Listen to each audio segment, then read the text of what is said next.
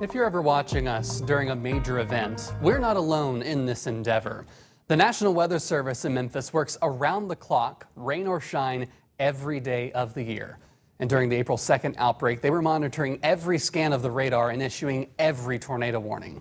And they were coordinating with us, storm spotters, emergency managers, and many other partners.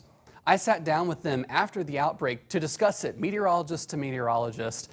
Here's some of our conversation. We were seeing this several days out on the way leading up to this system. I think the SPC had day 7 out for us. Talk about how this event was very well predicted and what the first sign of concern for you all here at the Weather Service was.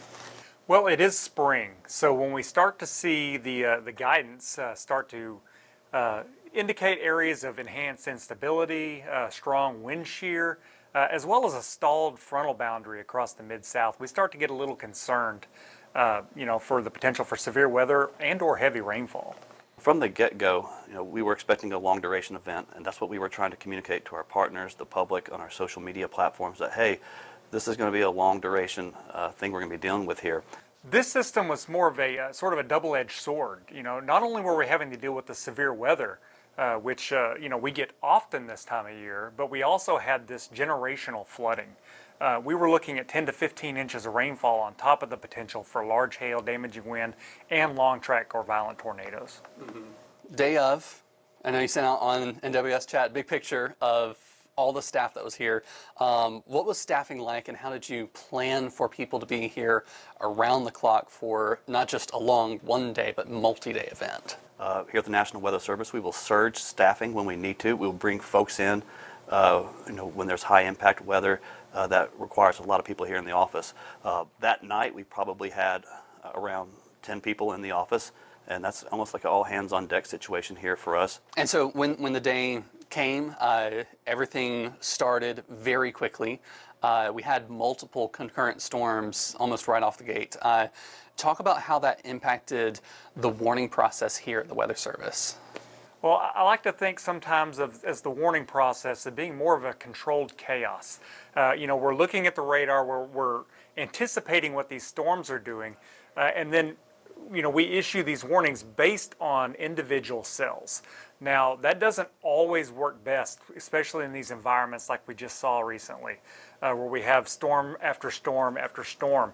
And what you end up with are a lot of warning polygons stacked on top of each other. As that severe thunderstorm warning is in effect for 60-mile-per-hour winds and 1-inch diameter hail.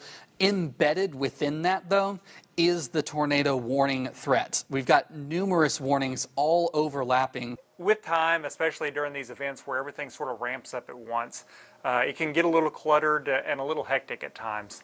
I remember late on Wednesday night, there were areas like Selmer, like Middleton, I think Hebron, Conjunction. They were in multiple warnings in sequence, not just an overlap. A lot of time the recovery effort begins immediately, and there's people out there, and yet people outside in an environment that's already been compromised, and then another severe storm's coming their way. We want to give people an abundance of time to prepare and make some decisions on how they're going to navigate the secondary threat coming through as well. Early on, there was a little sort of backwards rotation. It looked like there was some anticyclonic tornado or whatnot. I asked just like hey, is this what you're seeing? And one of y'all responded at that point of, can't really say, just warn. And I remember that just as like a standout moment of some of the messaging at the start of this was just warn people. That first day on April 2nd, that Wednesday, that is a red letter day, high impact, all hands on deck. That's a level 5 out of 5. Those aren't issued very frequently. Those are rare occurrences, and we wanted to make sure people understood the severity of the situation, that these storms were going to be rotating. They were going to be capable of producing violent long track tornadoes, and we wanted people to get into their safe place as quickly as possible and give people enough time to do so, because that is our mission here at the Weather Service, to protect life and property, and we wanted to give people adequate time to get to their safe place to give themselves the best chance of riding out the storm. It was a really good conversation to just sit down, meteorologist, and get to sort of talk about the real deep weeds of it, but also to just hear how humble they were after the event. Of course, they have a job to do, and they know that they are going to do it well, and they did a fantastic job that whole night. I mean, we were talking to them consistently through the night, and they were always answering questions, giving support, giving guidance on just what we need to start focusing on. Yeah, and I don't know if many people realize what all the National Weather Service does. Not only are they issuing every warning that night, which we had hundreds at times, they're also collecting storm reports, talking to emergency management, talking to media.